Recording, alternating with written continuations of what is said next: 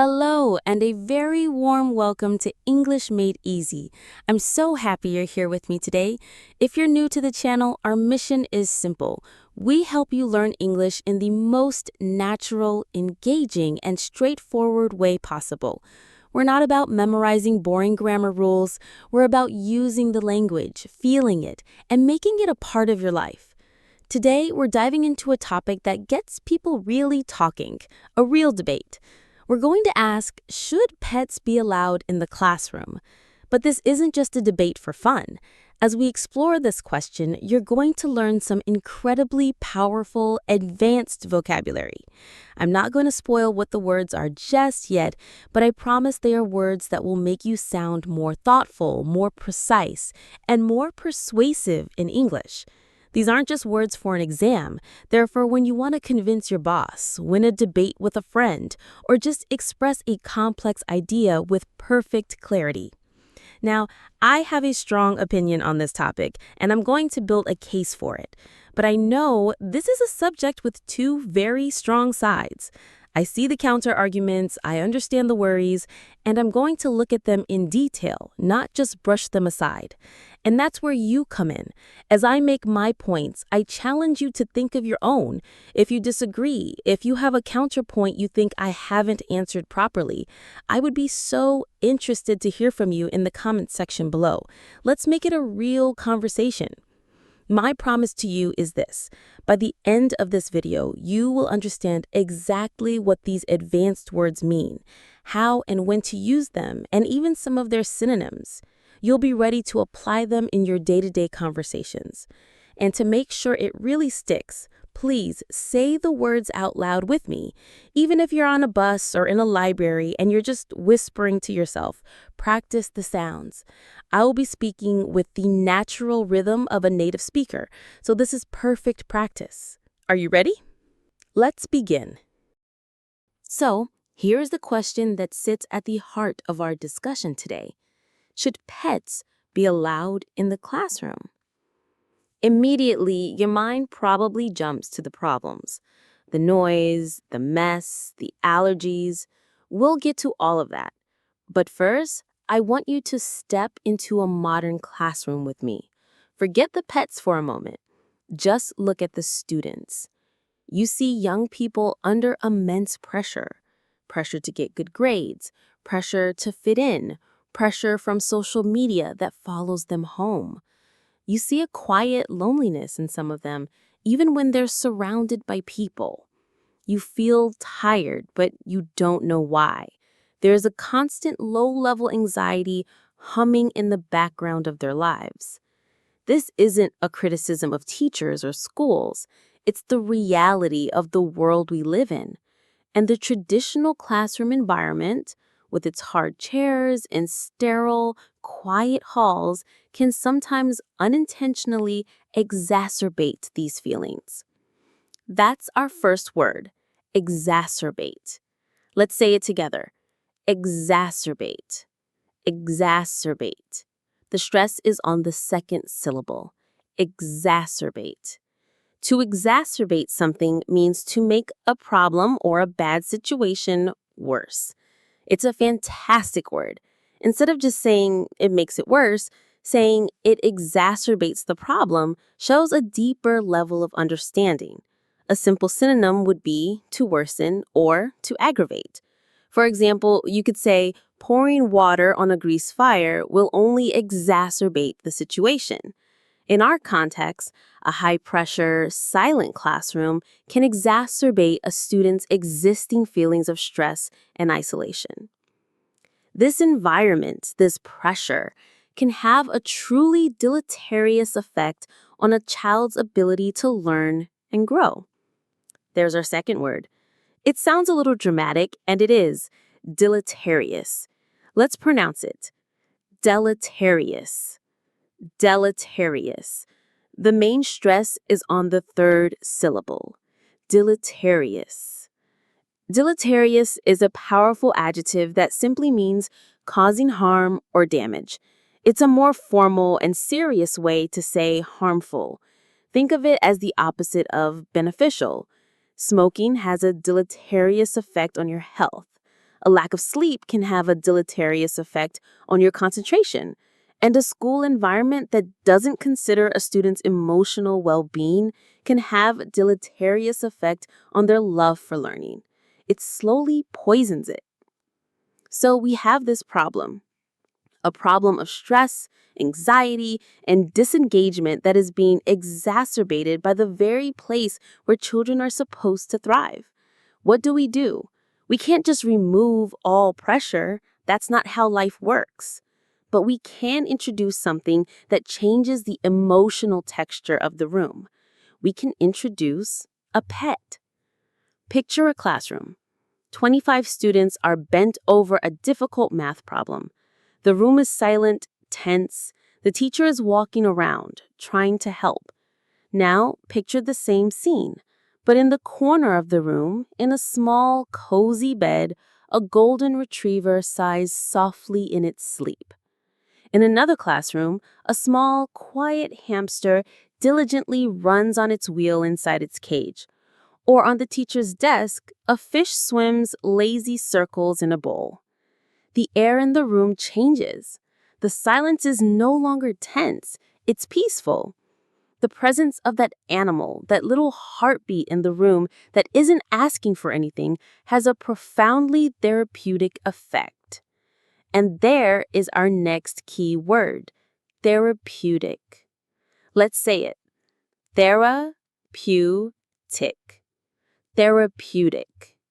The stress is on that third syllable, therapeutic. Something that is therapeutic makes you feel happier and more relaxed. It's related to the word therapy, of course. It means healing or calming. A walk in the forest can be therapeutic, listening to your favorite music can be therapeutic, and stroking a dog's soft fur, watching a fish glide through water, or hearing a cat's purr is deeply, fundamentally therapeutic. It lowers blood pressure. It calms the nervous system. It's not magic, it's biology. When a student is feeling overwhelmed, instead of just shutting down, they can take a 2-minute break to go and quietly watch the class guinea pig nibble on a piece of lettuce.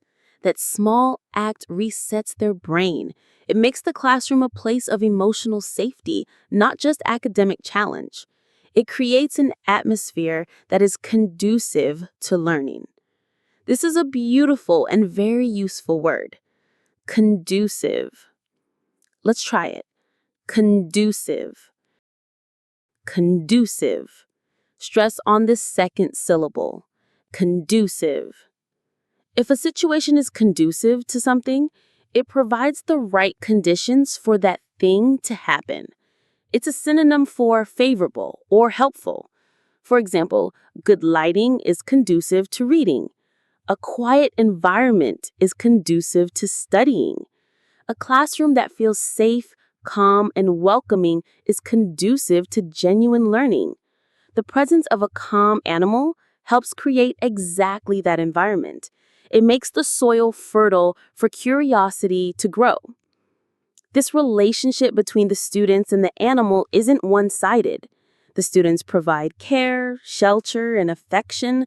The animal provides calm, non-judgmental companionship. It is a perfect example of a symbiotic relationship. Let's break that one down. Symbiotic. Symbiotic. The stress lands on that third syllable. Symbiotic. A symbiotic relationship is one where two different organisms, or people, or groups live closely together and both get benefits from it. It's a relationship of mutual benefit. The clownfish that cleans the sea anemone while the anemone protects the fish? That's symbiotic. In our classroom, the students learned responsibility and empathy, and the animal receives care and a safe home. It's a living, breathing lesson in mutual support. It's symbiotic. I once read about a teacher who brought her elderly, gentle dog into her class of shy 10-year-olds. There was one boy who never spoke. He was intelligent, you could see it in his eyes, but he was terrified to raise his hand or answer a question. He would just shrink into his chair. For weeks, he just watched the dog, Barnaby. Then one day, he quietly walked up to the teacher's desk during a break and whispered, "Does Barnaby miss you when you're at school?" It was the first time he had initiated a conversation.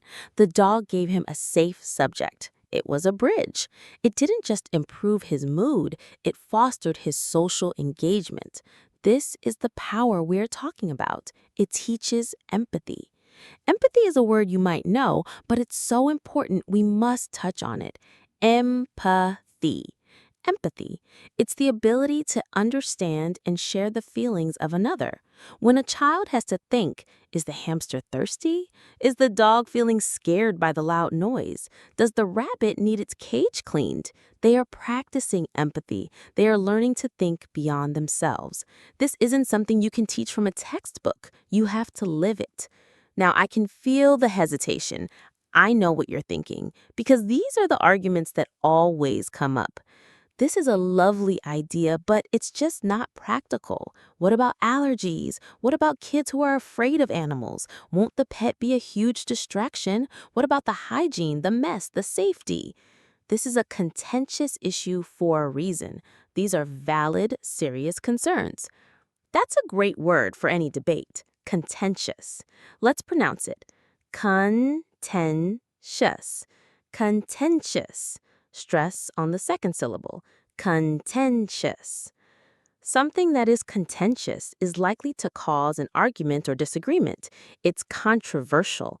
Politics, religion, and money are often contentious topics, and whether pets belong in schools is definitely a contentious debate. It's not simple. For many administrators, parents, and even some teachers, these problems, the allergies, the fear, the liability, they can seem insurmountable.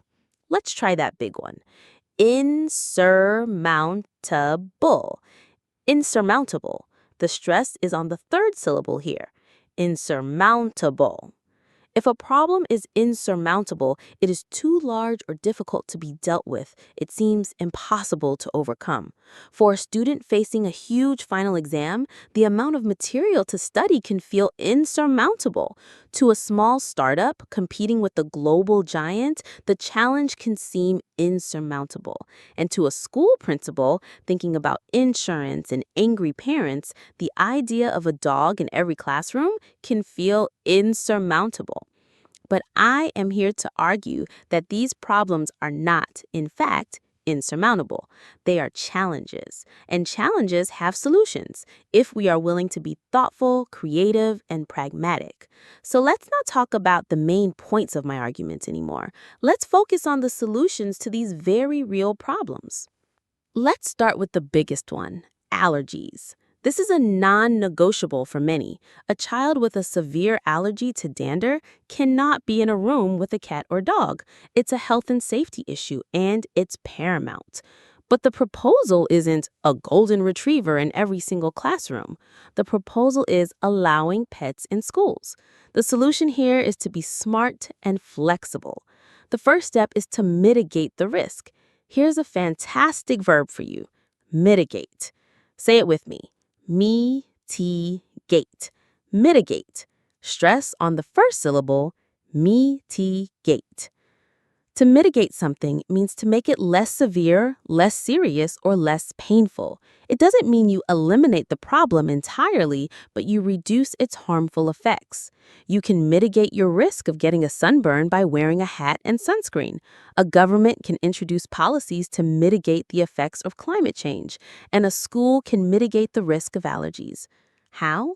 By not choosing a German Shepherd.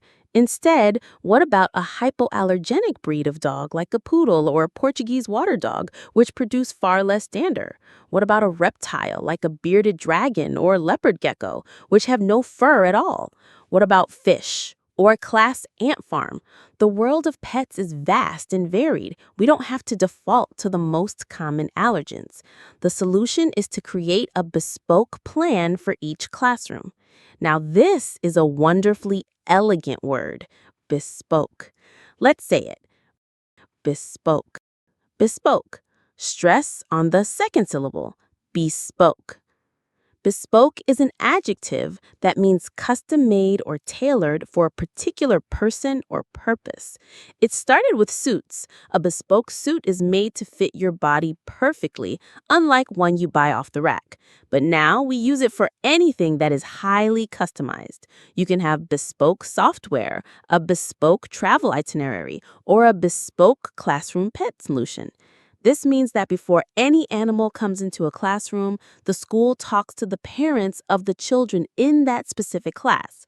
If there's a severe allergy, that class might have a fish or a reptile in a sealed terrarium. Another class with no allergies might be a perfect candidate for a hypoallergenic puppy. The solution isn't one size fits all, it's bespoke. The next major concern is fear or phobias. This is just as serious as an allergy.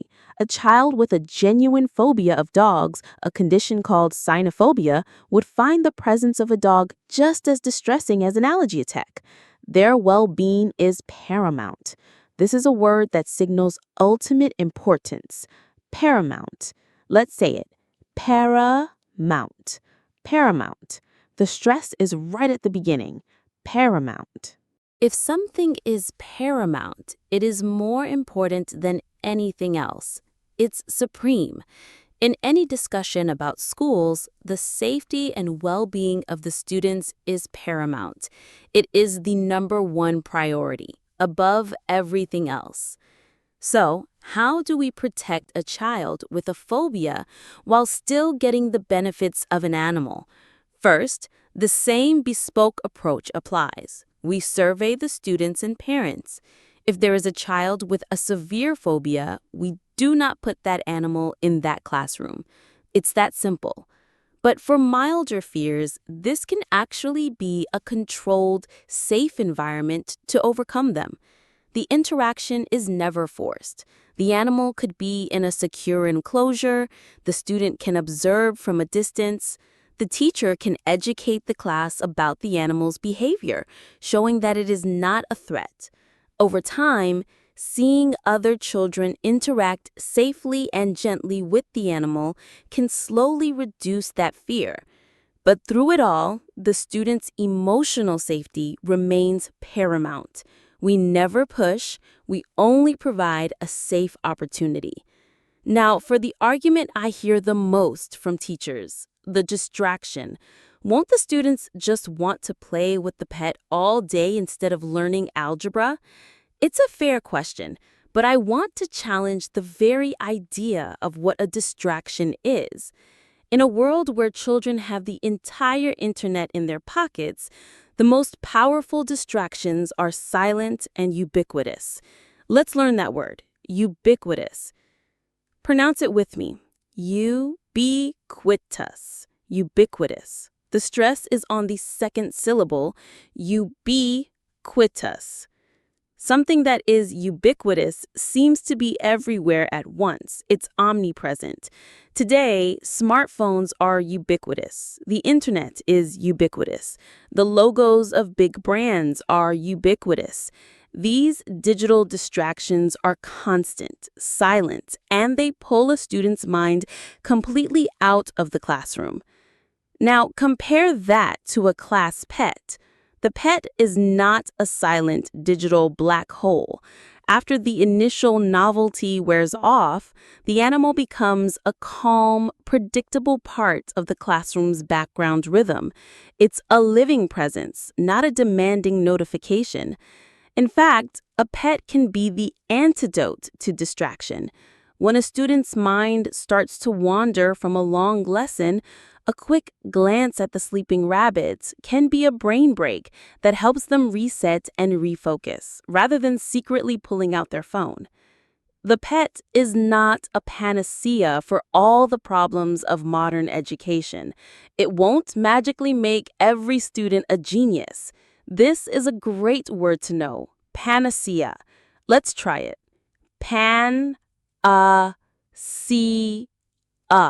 Panacea. The stress is on the third syllable, panacea.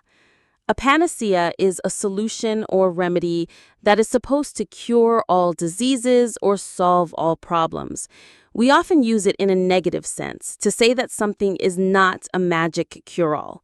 For example, many people thought the new law would fix the economy, but it was no panacea. A classroom pet is not a panacea. It is a tool.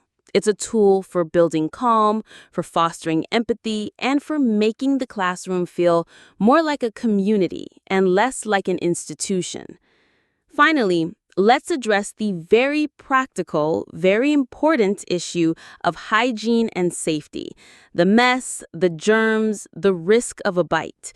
Nobody wants a dirty classroom, and nobody wants a child to get hurt. This is where we need a clear and strict protocol. You've probably heard this word in a business or scientific context. Protocol. Let's say it. Pro-to-call. Protocol. Stress on the first syllable, protocol. A protocol is the official procedure or system of rules governing affairs of state or diplomatic occasions, but we also use it more broadly to mean any set of rules for a particular situation. A hospital has a protocol for handling emergencies. Scientists follow a strict protocol when conducting an experiment, and a school with a pet program needs a crystal clear protocol. What does this protocol look like? It's not complicated, it just needs to be followed. 1. The animal must be carefully selected for temperament. No aggressive animals allowed, period. It must be vetted by a veterinarian who confirms it is healthy, vaccinated, and suitable for a school environment. 2. There is a strict feeding and cleaning schedule. This can even become a chore rota for the students, teaching them responsibility. 3. There is a clear set of rules for interaction. For example, always approach the animal calmly, no loud noises, always wash your hands after touching the pet. 4. The animal always has a safe, private space it can retreat to when it doesn't want to interact. Its well-being is just as important. This requires meticulous planning, but the work is worth the reward. This is a final, wonderful word for today. Meticulous. Let's pronounce it. Ma-tic-u-lus. Ma-tic-u-lus. The stress is on the second syllable, meticulous. To be meticulous is to be very careful and with great attention to every detail. It's a synonym for thorough or precise. A great artist is meticulous about their brushstrokes. A detective is meticulous in their search for clues. And a school with a pet program needs a crystal clear, meticulous planning in place. When you look at it this way, the arguments against pets in the classroom are not really arguments at all. They are problems to be solved, and we have the ability to solve them. We can mitigate risks with bespoke solutions. We can respect fears while making the well-being of every child paramount. We can reframe the idea of distraction in a world of ubiquitous technology. And we can implement meticulous protocols to ensure safety and hygiene. We do all this not because it's easy, but because the potential benefits are immense. We are not just bringing an animal into a room. We are bringing in a living lesson in empathy. We are bringing in a source of therapeutic calm. We are making our schools a little less sterile and a little more soulful. We are creating an environment conducive to the growth of not just a good student, but a good human being. We spend so much time teaching our children about the world from books. Maybe it's time we let a small, breathing, tail-wagging piece of that world into the classroom to teach them something about themselves. Do you agree with me? Or have I missed a crucial point? Are the challenges still too great? I genuinely want to know what you think. Write your arguments, your stories, your counterpoints in the comment section so we can all learn from each other. Thank you so much for joining me today on English Made Easy. To make progress like this a part of your daily life, try to listen to one of our episodes every day. It's one of the best ways to get your brain thinking in English and improve faster than you ever thought possible. Until next time.